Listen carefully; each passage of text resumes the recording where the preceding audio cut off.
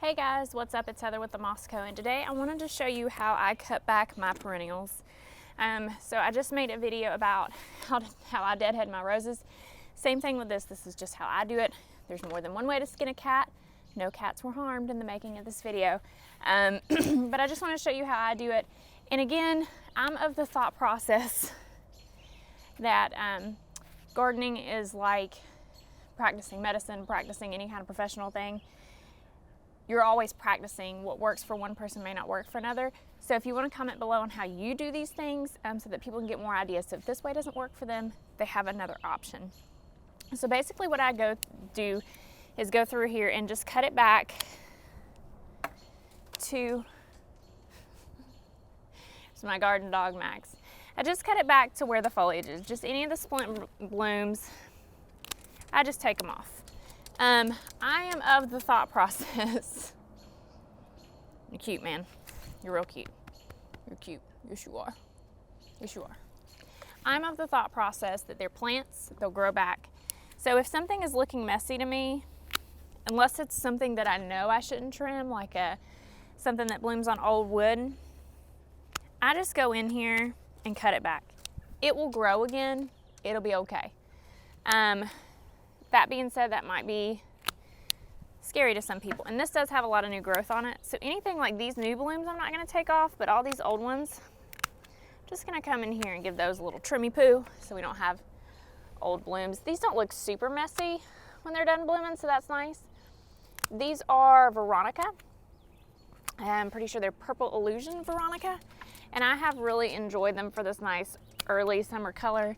But another thing I want to do is this is a whole bankment of Rudbeckia or black-eyed Susan that's about to start blooming. So hopefully we'll get some fresh blooms on this sooner rather than later. That Rudbeckia will probably bloom for the rest of the summer. And that way we can have the nice contrast of purple and yellow. So I'm just going to go through here and finish taking these blooms off that are done. Like I say, these new fresh blooms that are starting to open from the bottom, I'm going to leave those. But even these, just get them. And they look a little tidier. They look good. So hopefully we'll get some fresh growth on these to match our Rudbeckia. I want to show you my cat's Pajamas Nepota as well to show you how I'm going to deadhead that. So now we're down here with the cat's Pajamas Nepota.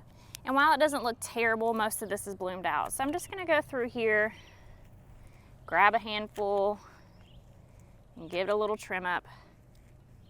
I'm not the biggest fan of the way this stuff smells, but I love the way it looks down here, and hopefully eventually it'll fill in like this whole, what is that weed?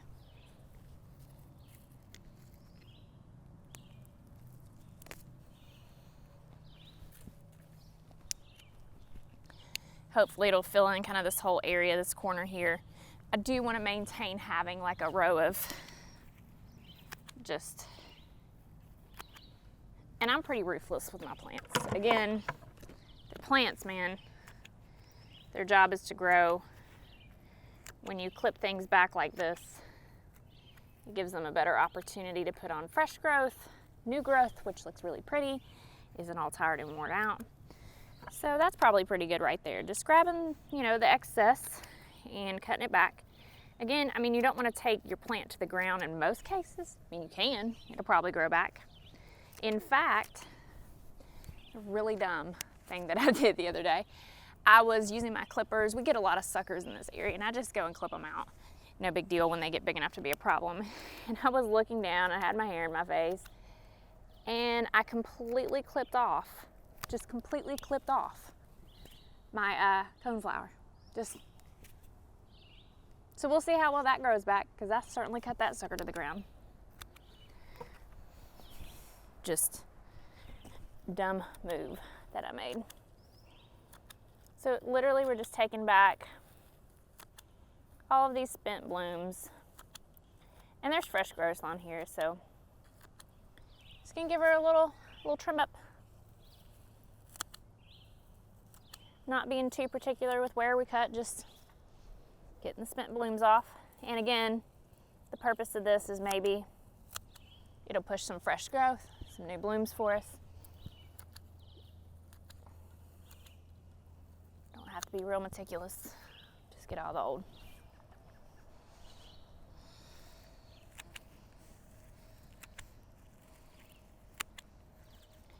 They just looking less than fresh.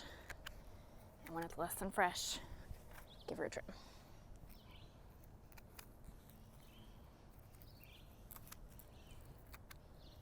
And you can just kind of tell where the majority of the leaf canopy is and just go back to that. That's all we're doing. That's it. So it looks all refreshed and tidy and ready for another bloom cycle. So I know that was a short video, but I just wanted to take a moment to show you how I'm trimming back my perennials that were early spring bloomers, give them an opportunity to flush back. Again, comment in the section in the comments below about how you trim back your perennials and what you would do differently. But thank you guys so much for watching. We'll see you in the next one. Bye.